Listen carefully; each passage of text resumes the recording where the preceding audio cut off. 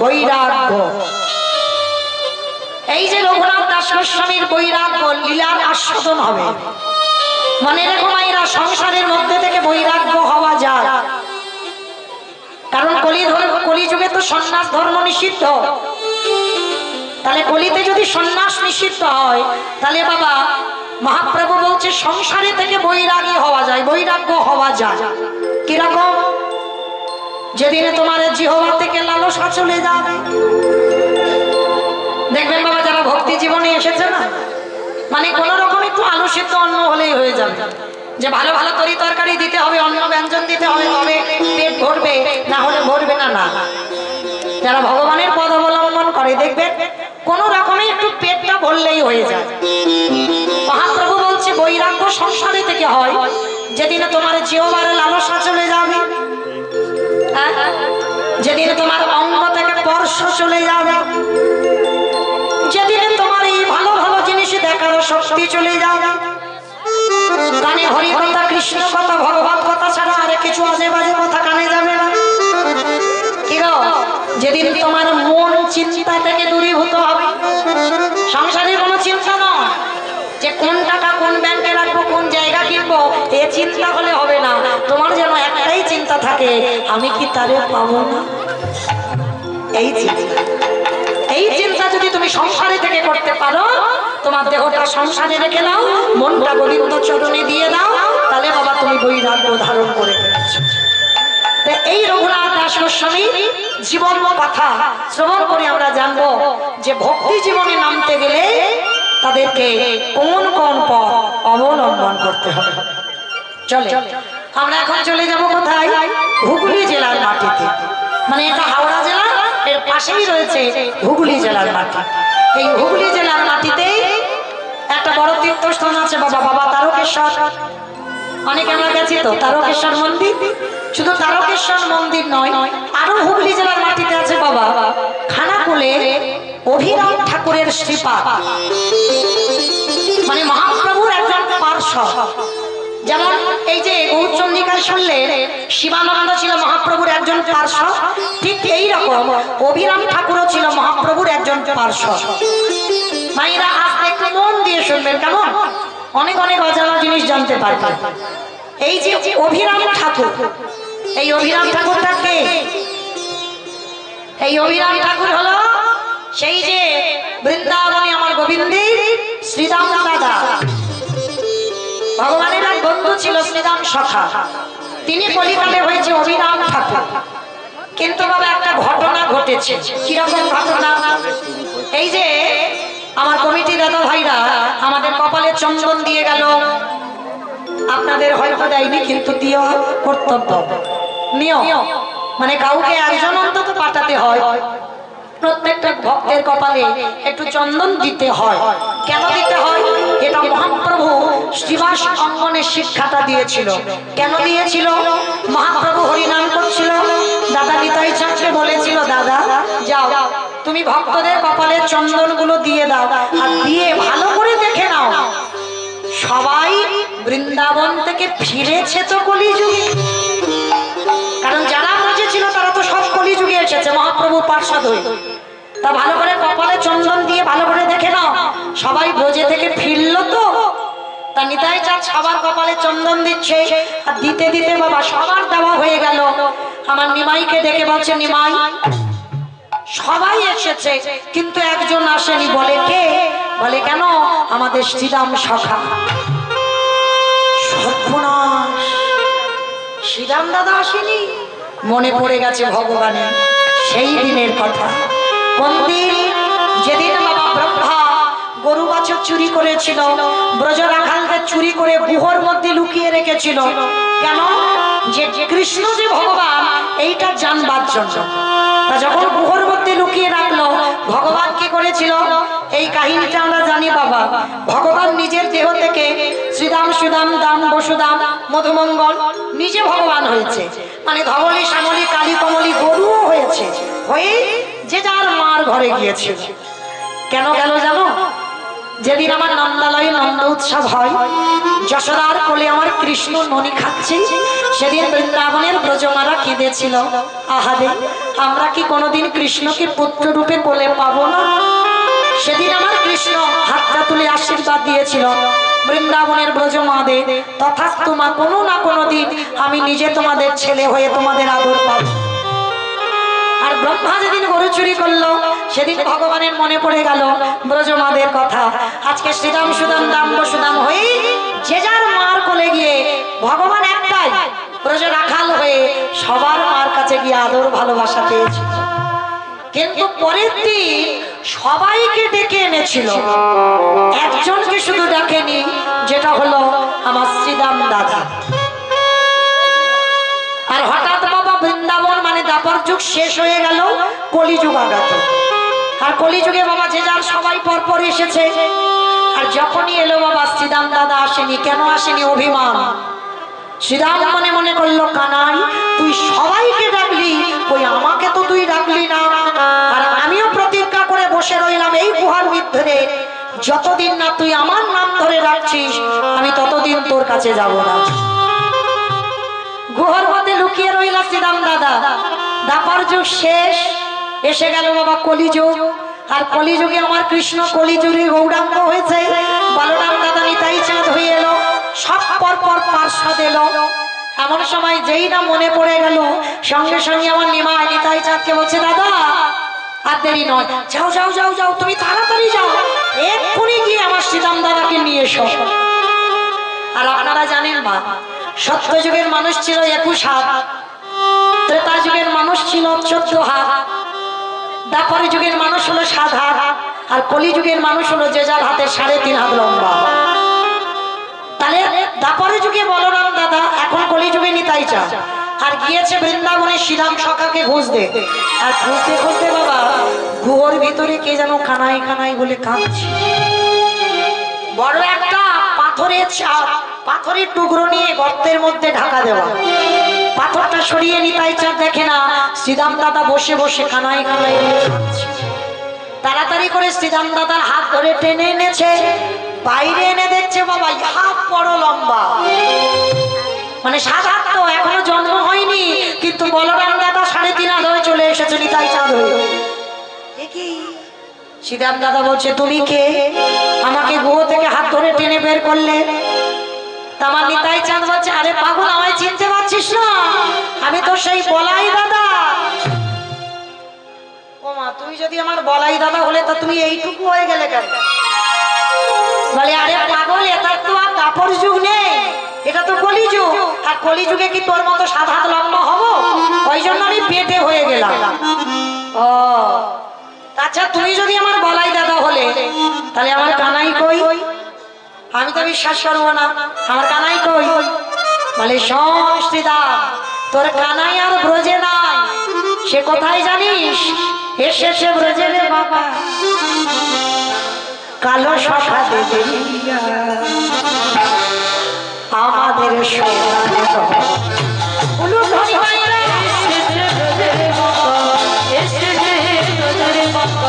কালো সখা দেখবি না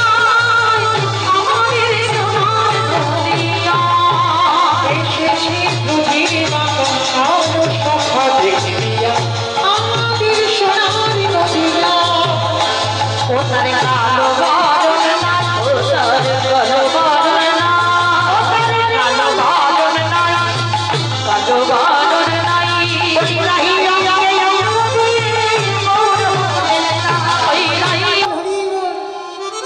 যেই না চাপ দিয়েছে বাবা, 7 হাত থেকে 3.5 হাত হয়ে এসেছে। আমার মহাপ্রভুর কাছে এলো শ্রীরাম দাদা, বলে এভাবে সমাজ মেনে নেবে না, তোকে আবার জন্ম নিতে হবে। কোথায়? চলে যা হুগলি জেলার মাটিতে খানাকুলে, তোর নাম হবে, আমার পার্ষদ হয়ে আসবি, তোর নাম হবে অভিরাম ঠাকুর। তাহলে হুগলি জেলায় খানাকুলে অভিরাম ঠাকুরের জন্ম হলো। মহাপ্রভুর আর একজন পার্ষদ, যার কথা আজকে আমরা শুনবো, জন্ম নিয়েছিল কোথায় জানো? এই হুগলি জেলার মাটিতে আদি 7ম গ্রামে জন্মে নিল দাসের ঘোর। আদি 7ম গ্রামে জন্মে নিল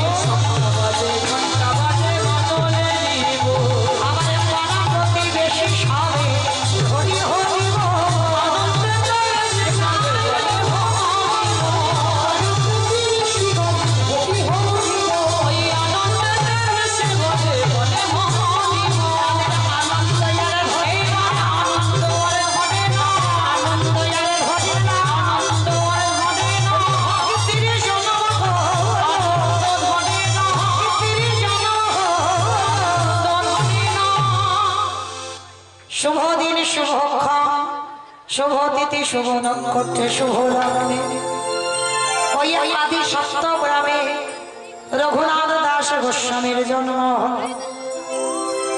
বাবা জ্যাঠার নাম হলো হিরণ্য দাস আর গোবর্ধন দাস। হিরণ্য দাসের ঔরসে নয়, গোবর্ধন দাসের ঔরসে জন্ম নিয়েছিল এই রঘুনাথ দাস। এরা দুই ভাই জমিদার, আর এদের দুই ভাইয়ের বাবা এমনই জুটি ছিল, ঠিক রাম লক্ষ্মণ ভরত শত্রুঘ্ন যেমন ঠিক ভাই ভাই মিল। যেমন রামের কথা বললে বাবা লক্ষ্মণের কথা এসে যায়, যেমন রামের কথা বললে লক্ষ্মণের কথা আসে, ঠিক তদ্রূপ বাবা এই গোবর্ধন দাসের কথা বললে হিরণ্য দাসের কথা আসে, আর হিরণ্য দাসের কথা বললে আমার গোবর্ধন দাসের কথা আসে। তাই এদের বাবা জমিদারি মানে বড়লোক বলা ভুল। এদের সম্পত্তি ছিল বাবা ইন্দ্রের মতো সম্পত্তি স্বর্গে, মানে স্বর্গের ইন্দ্রের যত সম্পত্তি তত সম্পত্তি ছিল এই হিরণ্য দাস আর গোবর্ধন দাস। কে গো মাইরা, আপনারা আমরা কতটুকু বড় লোক, কতটুকু জমিদার, আর এদের অবস্থা দেখেছো? যার বাবার ইন্দ্রের মতো সম্পত্তি, সেই সম্পত্তির লালসা এতটুকু রঘুনাথ দাসের শরীরে আসে। সর্বদাই ছোটবেলা থেকে বাবা ত্যাগের মন্ত্র দীক্ষিত ছিল, কিছু ভালো লাগতো না এই জমিদার। আর একটা কথা বলে যাই বাবা, আমরা অনেক মায়ের আছি একটা সন্তানের জন্য 7 ঠাকুরের কাছে মানত করি না মা, 7 ঠাকুরের কাছে যাই। আমি একটা হরিবাসরে একটা কথা বলে যাই, কোথাও যেতে হবে না, চলে যাবে বৃন্দাবনে রাধা কুণ্ডের তীরে, কোথাও যেতে হবে না, চলে যাবে একবার রাধা কুণ্ডের তীরে। আর রাধা কুণ্ডের তীরে গিয়ে একবার স্নান করবেন। কেন? আমরা মনুষ্য জীবনে বাবা সবাই পারি না সব তীর্থে স্নান করতে, অসম্ভব। কারণ আমরা কর্মজীবী মানুষ, সব তীর্থে স্নান হয় না। চলে যাবে রাধা কুণ্ডে, ওই একটা জায়গায় যদি স্নান করতে পেরেছ তোমার সব তীর্থে স্নান হয়ে যাবে। কারণ যারা জানে বাবা, যারা শাস্ত্র জ্ঞানী, যারা গ্রন্থ পড়েন, তারা অবশ্যই জানবেন যেদিন আমার ভগবান কৃষ্ণ অরিষ্টাসুরকে বধ করেছিল। অরিষ্টাসুর মানে ওই একটা রাক্ষস গরু মানে গাভী রূপ ধারণ করেছিল, আর গাভী রূপ ধারণ করে কৃষ্ণকে মারতে এসেছিল। কিন্তু কৃষ্ণের গরুগুলোর ভিতরে ওই অরিষ্টাসুর ঢুকেছিল। ভগবানের চোখে ফাঁকি দেওয়া যায়? তা যখন শ্যামলী ধবলী কালী কমলির ভিতরে ওই অসুরটা ঢুকেছিল, ভগবান চিল্ল কি করে? সব গরুগুলো মাঠে চড়ছে, সব গরুর ছায়া মাটিতে পড়লো, কিন্তু অরিষ্টাসুর ওর ছায়াটা মাটিতে পড়ছে। ভগবান তখনই বুঝতে পেরে গেল যেটা আমার গরুর পালেদের মধ্যে কেউ নয়, আমাকে পরীক্ষা করবার জন্য এসেছে, আমাকে নিধন করবার জন্য এসেছে। ভগবান অরিষ্টাসুরে ওই পাটা ধরে মানে গরুর পাটাকে ধরে বন বন বন বন করে ঘুরিয়েছে, আর ঘুরিয়ে একেবারে সজোরে টেনে আছাড়। কিন্তু ভগবান নিজে মেরেছিল ঠিক কথা, কিন্তু ওই গরুর পায়ের খুঁড়ের চিহ্নটা ভগবান নিজের পায়ে রেখে দিয়েছে। কেন? ভগবান নিজেই জগৎকে বোঝাতে চাইল যে এই পৃথিবীতে ভক্ত যদি আমাকে ভক্তি ভরে ডাকে তাকে হৃদয়ে রাখা, আর ভক্ত যদি আমাকে শত্রুতা করে ডাকে তাকে কোনোদিন আমি চরণ ছাড়া করি না। তো অরিষ্টাসুর তো শত্রুতা করে এলো, তো তাকে পায়ের তলায় রেখে দিল, কিন্তু রাধারানীর অভিমান হলো, মেনে নিতে পারলো না। বধূ, তুমি গো হত্যা করেছ, তুমি পাপী, শুধু পাপী নয় তুমি মহাপাপী। ভগবান বলল, রাধে তুমি কেন বোঝো না? ওটা আমার গোমাতা ছিল না, ওটা তো অরিষ্টাসুর ছিল। বলে ছিল তো কি হয়েছে, কিন্তু ও যে রূপটা ধরেছিল সেটা তো গোমাতার রূপ ধরেছিল। তাহলে তুমি যখন ওই গোমাতাকে হত্যা করেছ, তাহলে এই হত্যার জন্য তুমি ব্রহ্ম হত্যায় লিপ্ত হয়ে গেছো। তখন আমার গোবিন্দ বলেছিল, রাধে বলে দাও কি করতে হবে। আমার রাধারানী বলেছিল, পাপ থেকে মোচন হতে গেলে, পাপ থেকে মুক্তি পেতে গেলে তোমাকে সর্বতীর্থে গিয়ে স্নান করতে হবে। বলে তোমার কি রাধে মাথা খারাপ? যাকে আগে পলক না দেখলে, যাকে আগে পলক না দেখলে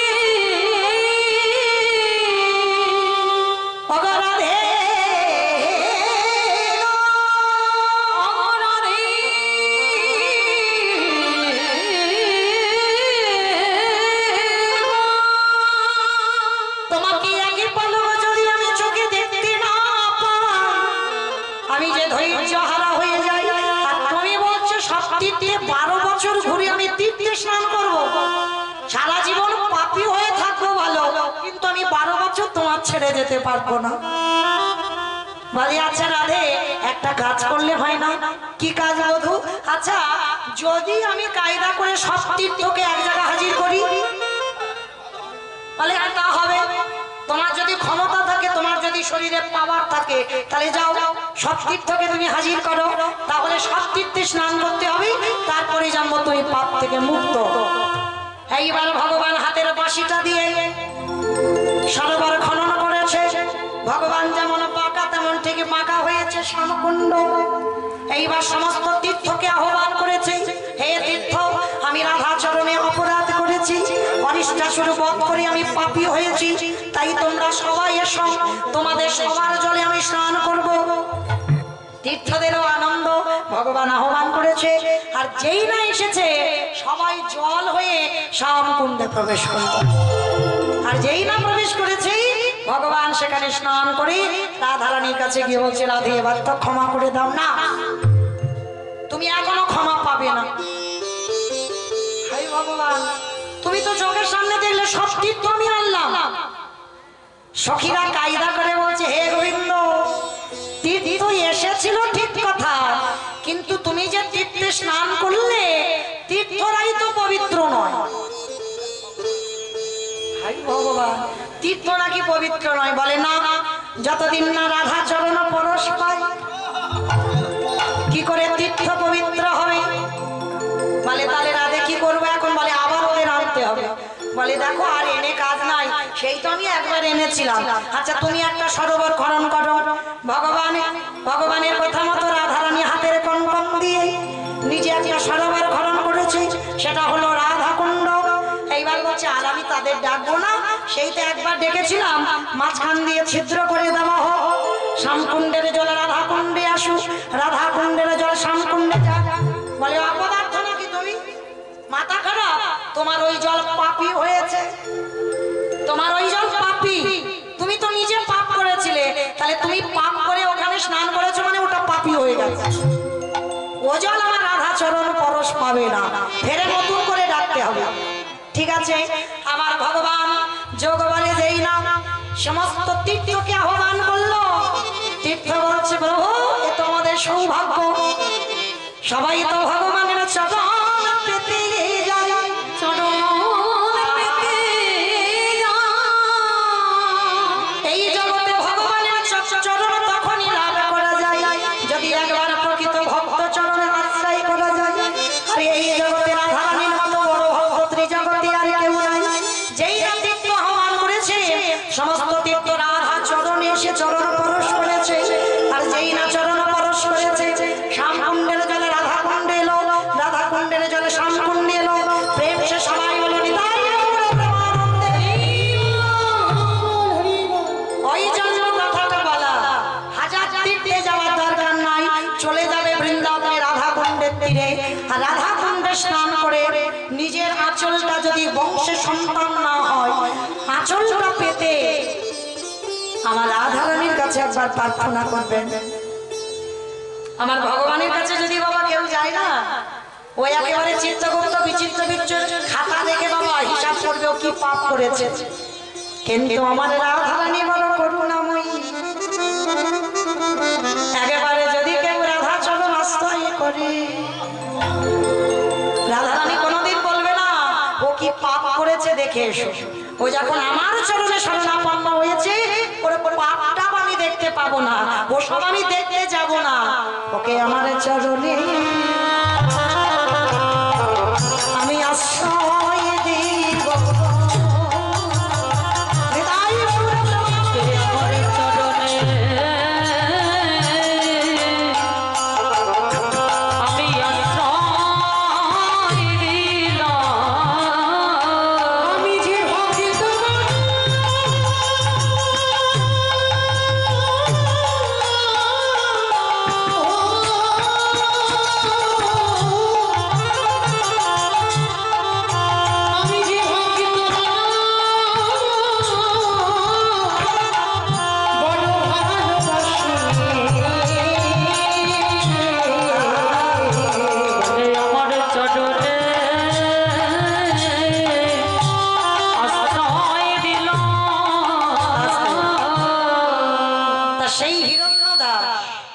আর গোবর্ধন দাস, এরা বাবা জ্যাঠা সবাই মিলে মানত করেছিল।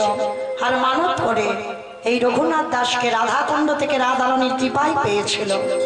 তো রাধারানীর কৃপায় পেয়ে বাবা সে সন্তান কি বাবা কোনোদিন এই সংসারের মোহতে জর্জরিত হবে?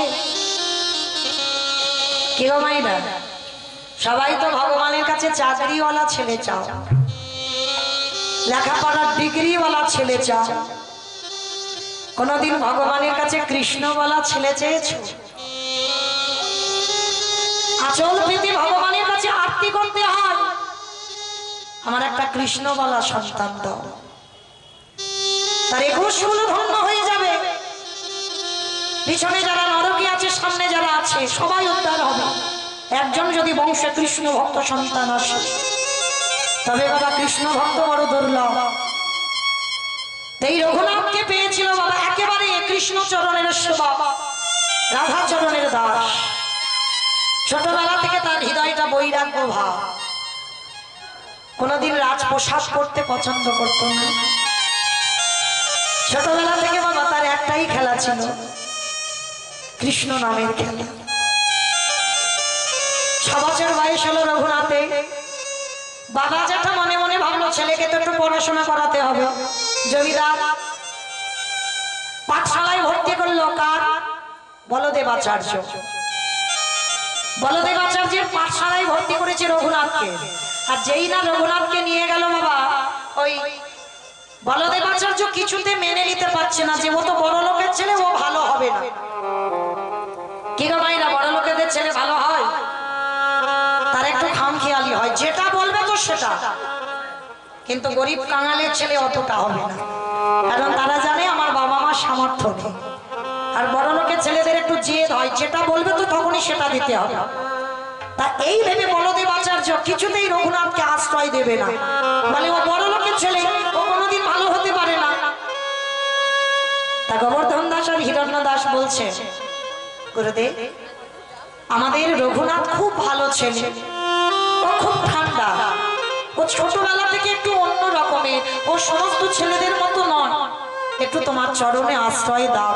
তুমি যদি আশ্রয় না দাও, আমাদের রঘুনাথ শিক্ষায় শিক্ষিত হবে কি করে? ঠিক আছে, আমি রঘুনাথকে আশ্রয় দিলাম, তবে হ্যাঁ একটা কথা বলে দিলাম ভাইয়া, দেখো যদি কোনোদিন অন্যায় টন্যায় করে, আমি কিন্তু ওকে বাড়িতে পাঠিয়ে দেব। গোবর্ধন দাস আর হিরণ্য দাস বলছে, আমাদের রঘুনাথ কোনোদিন অন্যায় করতে পারে না, কারণ ওকে তো 6 বছর আমরা দেখলাম, ও কোনোদিনই ভুল করতে পারে না, তুমি ওর সঙ্গে একটু চলে দেখো। আশ্রয় দিল বলদেবাচার্য। রঘুনাথ পড়াশোনা করে, অন্যান্য পড়ুয়াদের সঙ্গে বাবা খেলাধুলা করে বটে, কিন্তু তখনকার দিনে বাবা ওই পড়াশোনার বইয়ে পিছনে পিছনে শাস্ত্র জ্ঞান, ভাগবত পাঠ, গীতা পাঠ এগুলো হতো। এখন সমাজে তো আর হচ্ছে না বাবা, এত এত বই কেজি স্কুলে ছোট ছোট বাচ্চাদের, মানে পিঠে করে বই নিয়ে যাবে বাবা, সে ছোটবেলা থেকে পুজো হয়ে যাচ্ছে, মানে এত এত বই। চরণ ধরে বলে যাই বাবা, লেখাপড়া প্রয়োজন দরকার, লেখাপড়া করা, কিন্তু তার পিছনেও প্রত্যেকটা মায়ের চরণ ধরে নিবেদন, একটু করে হলেও একটু করে সন্তানদের গীতা পাঠ অভ্যাস করা, ছোটবেলা থেকে করাতে হবে, বড় হলে নয়।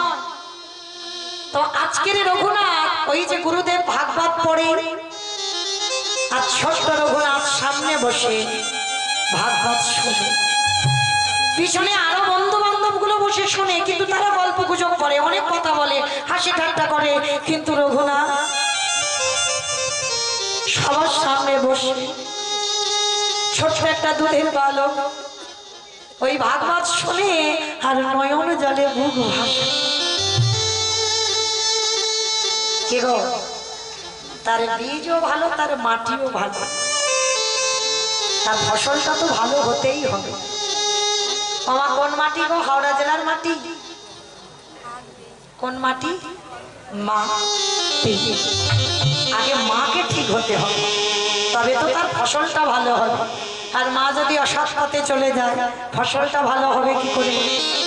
মাটিতে যদি আগাছা কুগাছা জন্মে যায় মাটির ফসলটা কি ভালো করে বাড়তে পারবে? পারবে না। তো আজকে রঘুনাথের মাটি ভালো, বীজ ভালো। তো আজকে লক্ষ্য করেন বাবা, ওই রঘুনাথ বসে কাঁদছে, বলদেবাচার্য ভাগবতটা রেখে রঘুনাথকে কাছে রেখেছে। রঘুনাথ, এই রঘুনাথ আয় দেখি, এখানে আয় তো দেখি। আচ্ছা তুই তো এতটুকু ছেলে, আমি ভাগবত পড়ি, এই এত এত কঠিন কঠিন শ্লোক আমি যে বলি, তুই যে কাঁদিস, তুই কি কিছু বুঝতে পারিস? কাঁদিস কেন? রঘুনাথ করজোড় করে গুরুদেবকে ষষ্ঠাঙ্গে দণ্ডবত প্রণাম। বাচ্চা ছেলেটার চৈতন্য দেখেন বাবা, আমরা তো বাচ্চাদের প্রণাম করাতেই ভুলে যাচ্ছি। এখন সব সুইস্টে পা প্রণাম না, পুরুষ জাতিদের প্রণাম করতে গেলে বাবা ষষ্ঠাঙ্গে দণ্ডবত প্রণাম। তবে আমার মায়েদের নয়, আমার মায়েরা কোনোদিন দণ্ডবত প্রণাম নয়, আমার মায়েদের পঞ্চাঙ্গ প্রণাম করতে হয় হাঁটুটা মাটিতে রেখে। আর পুরুষ জাতিদের কর্তব্য ষষ্ঠাঙ্গে দণ্ডবত প্রণাম। রঘুনাথ করেছিল ছোটবেলা থেকে, গুরুদেবকে ষষ্ঠাঙ্গে প্রণাম করে প্রশ্ন করেছিল, গুরুদেব আপনি যে বারে বারে বলছেন এই ভাগবত পড়ছি, তুই বুঝতে পারছিস? গুরুদেব আমি কিছু বুঝি না, শুধু আমি একটাই জিনিসের জন্য কাঁদি। রঘুনাথ তুই কিসের জন্য কাঁদিস? গুরুদেব আমার একটাই মনে আশা, আমি কি তারে পাবো না? আমি কি তারে পাবো না? আমি কি তারে পাবো না? কাকে পাবার কথা বলছিস? গুরুদেব আমি কৃষ্ণ চরণ পেতে চাই। ওই ছোট্ট ছেলেটার ভক্তি দেখে গুরুদেব বলছে, বাবা বাবা এতটুকু বয়স থেকে তোর এত চেতনা, পাবি বাবা পাবি। আমি তোকে আশীর্বাদ দিলাম, কোনো না কোনো দিন তোর কৃষ্ণ দর্শন হবেই হবে। তো বেশ কিছুদিন বাবা রয়ে গেল রঘুনাথ আশ্রমে। আর ওদিকে বাবা লক্ষ্য হীরাকে উদ্ধার করে আমার হরিদাস ঠাকুর এসেছিল বলদেবাচার্যের ঘরে। বলদেবাচার্যের কাছে এসেছে, সমস্ত ভক্তরা জেনে গেল হরিদাস ঠাকুর আসছে। সবাই মিলে গিয়ে বাবা পঞ্চাঙ্গ প্রণাম করেছে। আর ছোট্ট রঘুনাথ হরিদাস ঠাকুরকে দেখে একেবারে ছুটে গিয়ে একেবারে শুয়ে পড়ে। যেই না বাবা ধুলাই শুয়ে পড়ে রঘুনাথ প্রণাম, সঙ্গে সঙ্গে রঘুনাথের হাতটা ধরে হরিদাস ঠাকুর তুলেছে। এই দাঁড়া দাঁড়া, কই দেখি তো তোর কপালটাই। যেই না কপালে হাতটা দিয়েছে, হরিদাস ঠাকুর বলে বলেন, বাবা বাবা এইখানে বীজ বপন করলে অঙ্কুরিত হবেই হবে। এই তো সেই স্বর্গস্বামীর মধ্যে একজন, এখানেই বীজ পুঁতে দিলে অঙ্কুরিত হবেই হবে। আশীর্বাদ দিল তোর কৃষ্ণ ভক্তি হোক। কি গো, সাধু সঙ্গ করো, ভক্ত সঙ্গ করো, কৃপা হয়ে যাবে। জমিদারের ছেলে ছোটবেলা থেকে দেখো জমিদারি দেখাশোনা করে না, সব সময় সাধু সঙ্গ, সব সময় বৈষ্ণব সঙ্গ, সব সময় ভক্ত সঙ্গ। আর ছোটবেলা থেকে রঘুনাথ হরিদাস ঠাকুরকে অনুকরণ করত। অনুকরণ মানে কি বোঝো তো? এখন কীর্তন জগতেও চলছে বাবা, অনেকের অনেকের অনুকরণ করে কীর্তন গায়, গায় না? এই যে অনুকরণ করা, অনুকরণ করা ভালো, কিন্তু বাবা তার ব্যক্তিগত কোনো জিনিস থাকার প্রয়োজন দরকার। এই যে অনুকরণ করে একজন আরেকজনকে, তো আমার এই রঘুনাথ দাস হরিদাস ঠাকুরকে অনুকরণ করতো। কি অনুকরণ? খারাপ জিনিস নয়। হরিদাস ঠাকুর 24 ঘন্টায় একবার আহার করত, সারাদিনে একবার আহার, সারা রাত দিনে। পরনে মত একটা বহির্বাস অন্তর্বাস, কঙ্কাল সারে দেহ হরিদাস ঠাকুরের। ধুলার পরে মেঝেতে কোন রকম একটু শয়নে গেলেই হতো, মাথাতে কোনো বালিশ নেই। আর ওই দেখে দেখে জমিদারের ছেলে রঘুনাথ ছোটবেলা থেকে ওই হরিদাস ঠাকুরকে অনুকরণ করে। আমিও এইভাবে চলবো, আমিও এইভাবে থাকবো। তা হরিদাস ঠাকুর একদিন বলেছিল, এই এখন বাবা তুই ছোট, একটু বড় হ, তারপরে তুই আমাকে অনুকরণ করিস, কিন্তু এখন নয়, একটু বড় হ। না, আমি ছোটবেলা থেকে আমি তোমার মতো হতে চাই, আমি তোমার মতো হব। তথাস্তু, কৃষ্ণ ভক্তির উদয় হয়। হরিবল। সেই রঘুনাথ বেশ কিছুদিন পাঠশালায় পড়াশোনা করলো, পড়াশোনা শেষ করে বাড়িতে চলে গেল। কিন্তু বাড়িতে গেলে কি হবে বাবা, মন এক জায়গায় পড়ে থাকে, যেখানে সাধু সঙ্গ হয়, যেখানে ভক্ত সঙ্গ হয়, যেখানে হরি কথা, যেখানে ভাগবত কথা। রঘুনাথ বাড়ি থেকে পালিয়ে যায়। আবার প্রজারা বাবা ছুটে গিয়ে আবার রঘুনাথকে ধরে বাড়িতে নিয়ে আসে। কারণ বাবা তখনকার দিনে জমিদার তো একটা সম্মান আছে। তা জমিদারের ছেলে যদি যেখানে সেখানে শুয়ে থাকে, যেখানে সেখানে সাধুদের সঙ্গে খাওয়া দাওয়া করে, তা জমিদারির একটা অসম্মান হয়। তার ছেলে যায়, আবার ওকে ধরে বাড়িতে আনে। কি গো, কৃষ্ণ ভক্তকে ধরে রাখা যায়? পারবে কৃষ্ণ ভক্তকে ধরে রাখতে? হাজার চেষ্টা করলেও বাবা তার সংসারে আর মন বসাতে পারবে না, যদি একবার কৃষ্ণ নামে পাগল হয়ে যায়। আর দেখবেন বাবা, যারা কৃষ্ণ নামে পাগল না, তাদের দেখতে দেখবেন একটু পাগল পাগল মতো হয়। মানে লোকালয়ের লোকজন দেখলেই বলবে ও পাগল, কিন্তু না, ও তো কৃষ্ণ পাওয়ার জন্য পাগল। ওর হৃদয়ে আকুলি বিকুল, ওর হৃদয়ে আকুলতা। আর মনে রেখো বাবা, আকুলতা না হলে তুমি কৃষ্ণ দর্শন পাবে না। শ্রী শ্রী রামকৃষ্ণ পরমহংসদেবকে প্রশ্ন করেছিল নরেন, ঠাকুর কি করলে ভগবান পাওয়া যায়? তা ঠাকুর বলেছিল, কি করলে ভগবান পাওয়া যায় দেখবি? দেখাচ্ছি, চল। এইবার কি করেছে বাবা, নরেন জলে স্নানে নেমেছে। আর যেই না স্নানের ডুবটা দিয়েছে নদীর ঘাটে, আমার ঠাকুর ওই দক্ষিণেশ্বর কালীবাড়িতে থাকতো না, তো যেই না ডুব দিয়েছে, সঙ্গে সঙ্গে আমার ওই নরেনের মাথাটাকে নিয়ে একেবারে জলের ভিতরে চেপে, আর অনেকক্ষণ ধরে চেপে ধরে আছে। আর নরেন তো বাবা দম আটকে যাচ্ছে, ছটফট করছে। আর যখন খুব ছটফট করছি, আমার ঠাকুর হাতটা ছেড়ে দেবে। আর যেই না ছেড়ে দিয়েছে, আমার নরেন উঠে বলল, এই জন্য তোমায় বলে পাগল। আর একটু বলে তো আমি মরে যাচ্ছিলাম।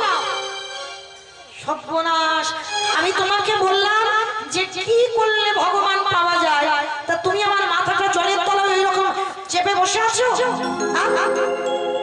তা ঠাকুর বলছে, আরে শালা তুই বুঝিস না। আমার ঠাকুরের বই যারা পড়বে, ঠাকুর শালা শালা বলতো। কোন শালা? বউয়ের ভাই শালা না, পাঠশালা না, গোশালা না। তাহলে শালা মানে, শা মানে মুক্তি, লা মানে নৌকা। ওই মুক্তির নৌকাতে ঠাকুর পারাপার হবে। তা নরেনকে বলতে, এই শালা শোন, আচ্ছা বলতো দেখি, ওই যখন তোর মাথাটা জলের তলায় চেপে ধরেছিলাম, তোর কিরকম হচ্ছিল? কিরকম বদমাশ হচ্ছে? তার নরেন বলছে, ঠাকুর আমার ভিতরটা যেন আকু পাকু করছিল, মানে এই বুঝি আমি মরে যাই, এই বুঝি মরে যাই, আমার প্রাণটা বেরিয়ে যাচ্ছিল। এই শোন, ঠাকুর তো উদাহরণ ছাড়া কিছু বলে না। শোন, তুই আমায় জিজ্ঞাসা করলি না ভগবান পেতে গেলে কি করতে হবে? ওই জলে চেপে ধরেছিলাম, তোর ভিতরটা যেমন হচ্ছিল, এই বুঝি প্রাণটা বেরিয়ে যায়, এই যে আকু পাকু করছিল, এই যে আকুলতা, যদি তোর হৃদয়ে ওই কৃষ্ণ পাবার লালসা, কৃষ্ণকে পাবার জন্য যখন এইরকম হবে, সেদিনে তুই বুঝতে পারবি তোর কৃষ্ণ দর্শন হয়ে যাবে।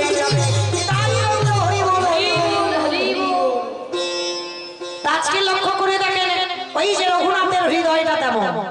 শেষে বাবা যেটা কি করেছে জানো, ছেলেকে বেঁধে রাখতে পারবে না বলেই ঘরের দরজা বন্ধ করে শিকল দিয়ে বেঁধে রেখে দিয়েছে, যাতে কৃষ্ণ ভুলে যায়। কে কমাইরা ভোলা যায়? একবার কৃষ্ণকে ভালোবেসে দেখো, জীবনে তুমি ভুলতে পারবে না। বাহ্যিক জগতে কাউকে ভালোবাসলে, আজকের ভালোবেসেছো, কালকে তুমি ভুলে যাও। কিন্তু আমার কৃষ্ণকে যদি কেউ ভালোবাসি, এ দেহে যতক্ষণ প্রাণ থাকবে, কোনদিন আমার কৃষ্ণকে ভুলতে পারবে। সবসময় সদাই নয়নে ভেসে উঠবে তার বদন, তার ছোট। তো রঘুনাথকে বেঁধে রেখেছে কৃষ্ণ ভোলাবার জন্য। হায় হায়, বলে ছেলে যখন জব্দ হয় না ওকে আর ছেড়ে রাখবো না, ওকে বেঁধে রাখবো। বাঁধা যায়? হাত বাঁধবে, পা বাঁধবে। হিরণ্য দাসকে বলছে জ্যাঠামশাই কৃষ্ণ ভোলাবার জন্য আমি বেঁধে রেখেছি, পারবে না জেঠু, পারবে না। এই মনটাকে তুমি বাঁধবে কি করে? আমার মন তো তার চরণে সব সময়। কে আছিস তারই প্রহরী, একে ধরে দরজা বন্ধ করে রেখে দিবি, কেউ ওকে দরজা খুলে দিবি না। প্রত্যেক দিন রঘুনাথকে একটু করে খেতে দেয়। জমিদারের ছেলের অবস্থা দেখো, কৃষ্ণ ভালোবেসে প্রত্যেক দিন একটু করে খেতে দেয়, রঘুনাথ খায় না। এক সপ্তাহ হয়ে গেল রঘুনাথ কিছু আহার করে না। বলদেব আচার্য গুরুদেব খবর পেয়েছে রঘুনাথ কিছু খাচ্ছে না। আর এক সপ্তাহ যদি না খায় বাবা মরে যাবে তো। আমরা একদিন নির্জলা উপবাস করতে পারি না, একাদশী আমাদের পরের দিনে কত কষ্ট। আর একটা ছোট ছেলে যদি বাবা এক সপ্তাহ কিছু না খায় সে বাঁচবে? গুরুদেব খবর পেয়ে ছুটে এসেছে, রঘুনাথ, রঘুনাথ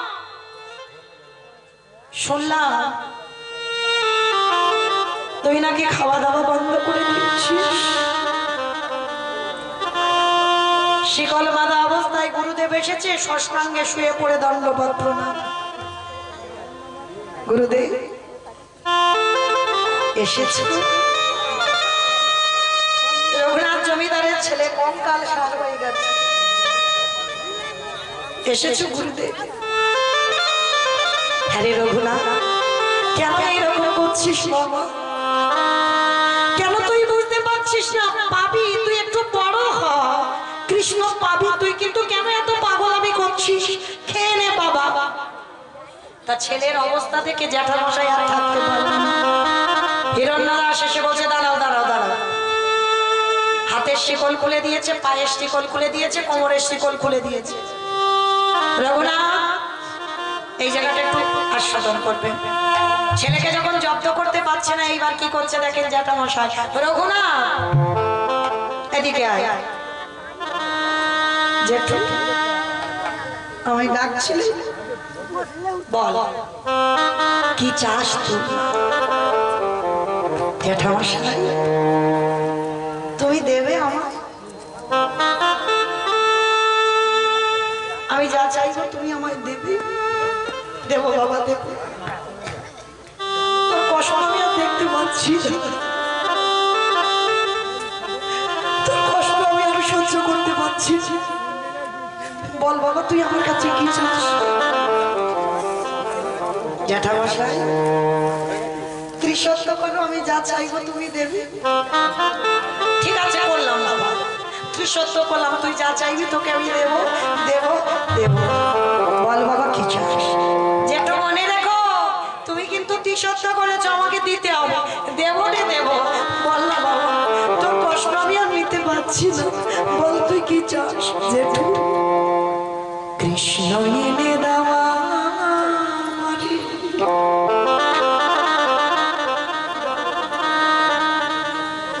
কৃষ্ণ এনে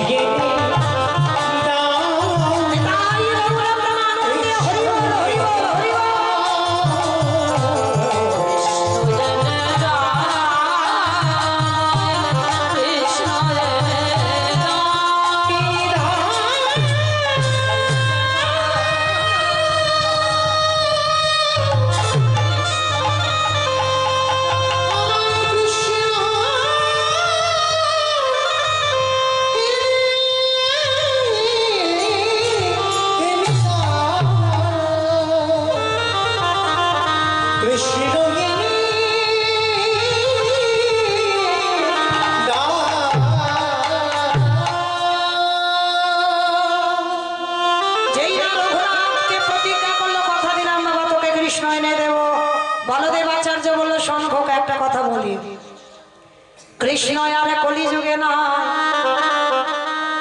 সেই কৃষ্ণ গৌর হয়ে নদিয়া এসেছে। রাধা কৃষ্ণ একে আত্মা দুই দেহ ধরি আনন্দ বিরাশি রস আস্বাদন করি।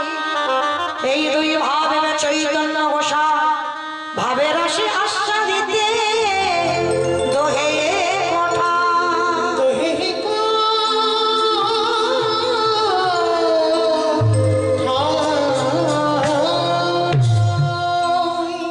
রাধা কৃষ্ণ মিলিত হয়ে গৌরাঙ্গ হয়েছে।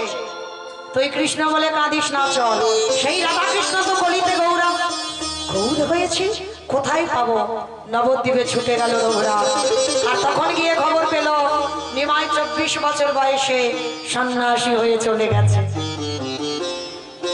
দর্শন হলো না, বলে না অভাগা যেদিকে যায় সাগর শুকায় যায়। পেল না, গৌর দর্শন হলো না। কিছুদিন পর খবর পেল মহাপ্রভু সন্ন্যাসের পর একটা দিন এসেছিল অদ্বৈত আচার্যের ঘরে। আর এর বাবা যেটা তো জমিদার, আগে ওদের বাড়িতে খবরটা যায়। আর যেই না হিরণ্য দাস আর গোবর্ধন দাস খবর পেয়েছে, রঘুনাথকে বলছে, ও রঘুনাথ, তো সেই রাধা কৃষ্ণ একাত্মা গৌর হয়ে এসেছে শান্তিপুরে, চল। এসেছি, আমার গৌর হরি এসেছে, চলো বাবা, চলো জ্যাঠা আমি যাবো। তো জমিদারের ছেলে চলে গেল বাবা অদ্বৈত আচার্যের ঘরে। আর গিয়ে বাবা সবাই মহাপ্রভুকে প্রণাম করছে। আর ওই ছোট্ট রঘুনাথ ছুটে গিয়ে বাবা মাটিতে শুয়ে পড়ে দণ্ডবত প্রণাম। আর যেই না প্রণাম করা, মহাপ্রভু বলছে, আরে দাঁড়া দাঁড়া দাঁড়া। নয়নের দিকে তাকিয়ে বললো, এই তো পেয়েছি, এই মাটিতে বীজ বপন করব। মাথায় হাত দিয়ে বলছে, কৃষ্ণ ভক্তি হোক। নিতাই চাঁদকে বলছে, দাদা আমি যে পাত্রে প্রসাদ পাই, ওই পাত্র থেকে একটু আমার উচ্ছিষ্ট প্রসাদ রঘুনাথকে দাও। হয়ে গেল কৃপা। ওই প্রসাদ খাওয়ার জন্য ভক্তরা লালায়িত হয়ে আছে। প্রথম দর্শনে কৃপা হয়ে গেল। আর যেই না কৃপা হয়ে গেল, আশ্রয় পেল মহাপ্রভুর চরণে রঘুনাথ। বেশ কিছুদিন আনন্দে সবাই মিলে ওই নর্তন কীর্তনে বিভোর। সবাই মিলে রঘুনাথ সেই কীর্তনে যোগ দেয়। মহাপ্রভু মাঝখানে রয়েছে, সমস্ত ভক্তরা রসে তনু ঢর ঢর গৌর কিশোর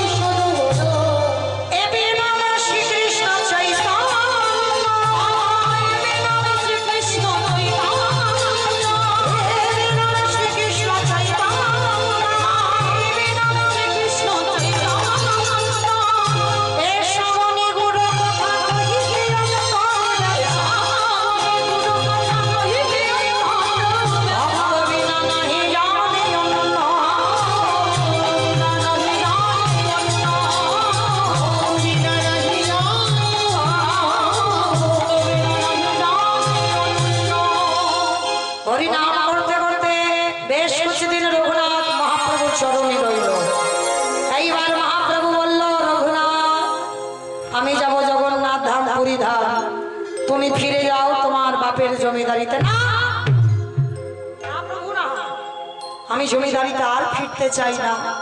রঘুনাথ মনে রেখো, এখনো তুমি সেই বৈরাগ্য অর্জন করনি যদি চলতে হয় জগতে যেন মর্কট বৈরাগ্য ধারণ করো না। অত সোজা নয় বাবা, ভক্ত হবা। ভগবান যতদিন না তোমাকে কৃপা করে তার চরণে স্থান দেয় ততদিন তুমি পারবে না। লালসা ত্যাগ করতে পারবে? পারছি আমরা জগতে সবাই? পারবে না। আমরা এত কীর্তন শুনি, এত ভাগবত শুনি, হ্যাঁ বলে কচ্ছপ টচ্ছপ খাওয়া যায় না, ওটা পাপ। কেন? বলে ভগবানটা অবতার হয়েছে, ওই জন্য কচ্ছপ খেতে নেই। এখন মাছটা তো কেটে ধরে খাচ্ছ, তাহলে ওটা কি ভগবান অবতার নয়? অবতার। তাহলে আমরা জানি, সব জেনে না জানার ভান করি, তাই না? তো আজকে এই যারা আমরা সাত্বিক ভক্ত, যারা ভগবানের নিয়ে আরাধনা করি, এই ভগবানের আরাধনা করতে গেলে বাবা মহাপ্রভু শিক্ষা দিয়েছে, তুমি মর্কট বৈরাগ্য হইও না। মর্কট মানে বানর। হনুমান হচ্ছে ত্যাগী, বানর হচ্ছে ভোগী। ওই জন্য মহাপ্রভু রঘুনাথকে বলেছিল মর্কট বৈরাগ্য হবে না কোনদিন। আর চলে যাও বাবার কাছে, বাবার জমিদারি দেখাশোনা করো, পড়াশোনা করেছো, শিক্ষিত হয়েছো, বাবার ইন্টের মতো সম্পত্তি ওইগুলো দেখভাল করো। কৃপা যেদিন হবে তোমাকে আসতে হবে না, আমি তোমাকে আমার কাছে নিয়ে চলে আসবো। প্রভু তাহলে তুমি আমাকে নিয়ে যাবে না? না, এখন সে সময় তোমার হয়নি। রঘুনাথকে ফিরিয়ে দিল বাড়িতে। বারে বারে বাবা কৃষ্ণ ভজনে বাধা হচ্ছে। মনে রেখো বাবা, কৃষ্ণ ভক্ত যারা হয়েছে তাদের পদে পদে বাধা হবে। বাধা উপেক্ষা করিও, যদি তার চরণ আগলে বসে থাকতে পারো তবেই তুমি কৃপা পাবে। তাই গৌর হরি বল। এইবার রঘুনাথ বাড়িতে গেল, বাবা মা চিন্তা ভাবনা করলো ছেলেকে বেঁধে রাখতে পারে একজন। কে? বলে ওর কাঁধে জল চাপাতে হবে। অমাইরা কথা আমাদের নয়, আগেকার দিনে ঠাকুমারা দাদুরা বলতো, বলে বেটা বড্ড উৎপাত করছে, কাঁধে একটা জল চাপিয়ে দাও তো। এই জল চাপানোটা কি গো? বিয়ে দিতে হবে। এই বিয়ে দিলে না ওর কৃষ্ণ নামের ভূতটা মাথা থেকে নেমে যাবে। তাহলে ঘটক ডাকো, ঘটক ডেকে দেখাশোনা করো, রঘুনাথকে বিয়ে দিতে হবে। ধরিব এইবার দেখাশোনা করলো বাবা, ছেলেকে বেঁধে রাখবে, কৃষ্ণ ভোলাবার জন্য বিয়ে দেবে। হ্যাঁ, তো দেখাশোনা করে একটা মেয়ে পছন্দ করেছে, নাম হলো তার রত্নাবতী। তার নাম রত্নাবতী বাবা, দেখতেও বাবা যেন রত্নের মতো। স্বর্গের অপ্সরারাও ভয় পেয়ে যাবে, এত রূপবতী। কেন এইরকম মেয়ে দিল? জমিদারের ছেলে এত কৃষ্ণ কৃষ্ণ বলে কাঁদে, ওই বউ দেখলে যদি একটু ভুলে যায়। কিন্তু অত সোজা নয়। আমার ভগবানের রূপে যে একবার নয়ন দেয়, আর কোন রূপ তার পছন্দ লাগে না, তাই না? ভালোবাসো একজনকেই ভালোবাসো, হাজার দেব দেবীকে ভালোবাসলে হবে না। ওই দেখবেন অনেকে আমার জগন্নাথকে ভালোবাসে, বলে সে তো ছোট জগন্নাথ, মানে ছোট তো কি হয়েছে, ওটাই আমার ভালো। এটাই হয় ভালোবাসা।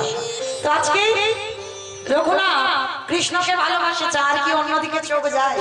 যাবে না। কিন্তু বাবা মা বুঝতে পারলো না, ছেলেকে ভোলাবার জন্য বিয়ে দিয়েছে। কি গো মাইরা, একটু বিয়ে বাড়িতে যেতে হবে, হবে তো? আর বেশিক্ষণ নয়, আর মাত্র 10 মিনিট পরে আপনাদের ঘুমানোর বিছানা করে দেব। 10 মিনিট, একটু ধৈর্য ধরে বসেন। কেমন বরে নবর আমার বিয়ে বাড়ি হয়ে বিয়ে বাড়ি হচ্ছে বলে মনে হচ্ছে।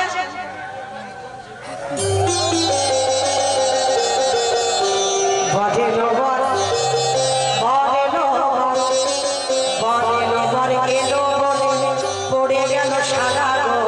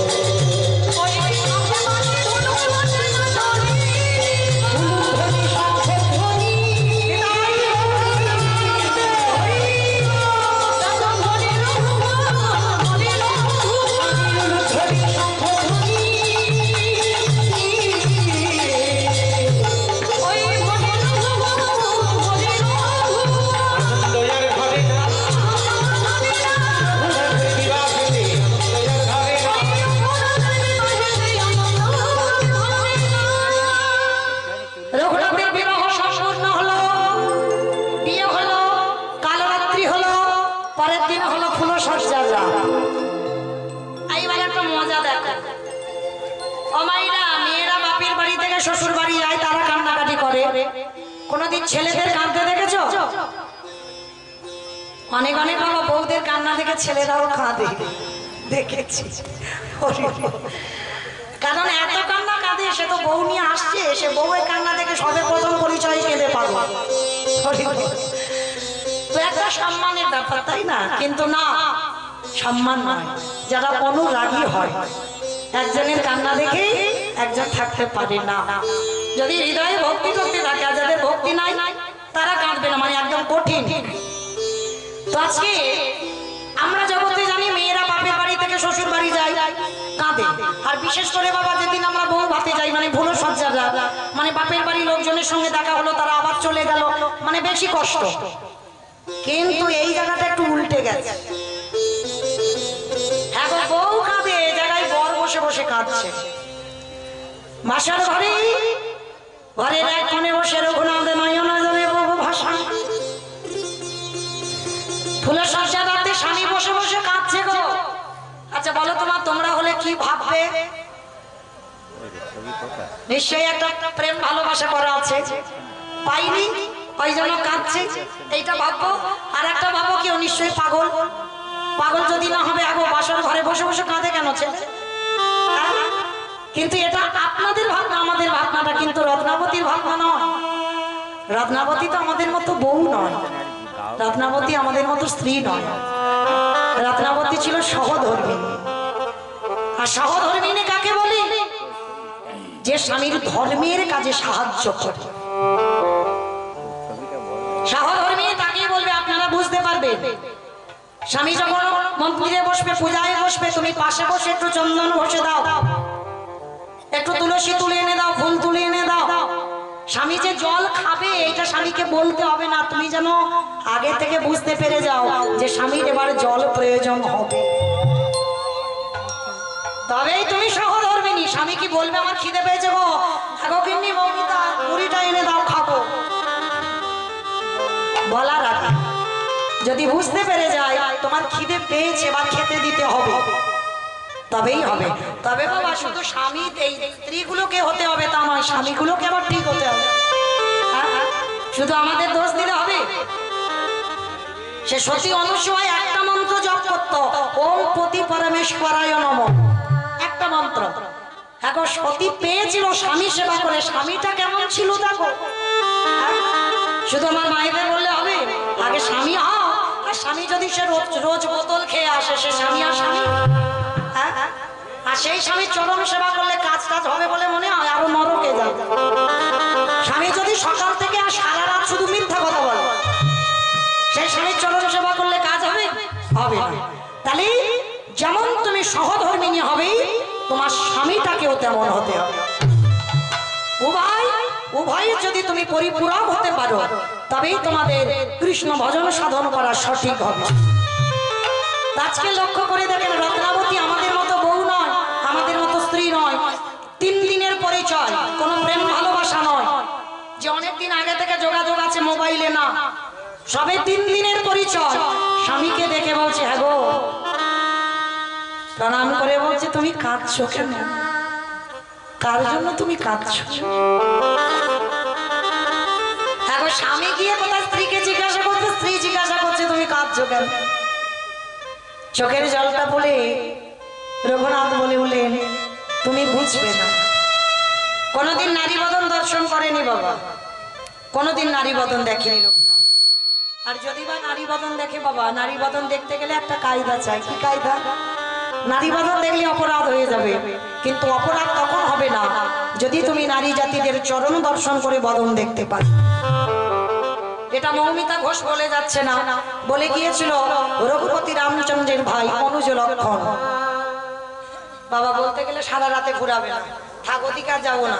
আবার কোনোদিন দেখা হলে বলবো, না না অন্যদিনে বলবো, একটুখানি বলো। আচ্ছা ঠিক আছে, একটুখানি বলছি।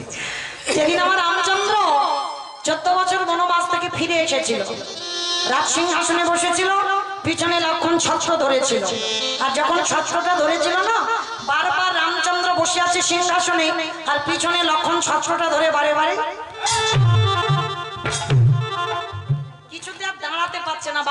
ঘুমিয়ে পড়ে যাচ্ছে। রামচন্দ্র রেগে গিয়ে বলেছিল, 14 বছর বনবাস থেকে ফিরে আমি রাজা হয়েছি, তুই আমাকে দেখে আনন্দ পাচ্ছিস না, দাঁড়িয়ে দাঁড়িয়ে ঘুমাচ্ছিস? তার লক্ষণ কেঁদে কেঁদে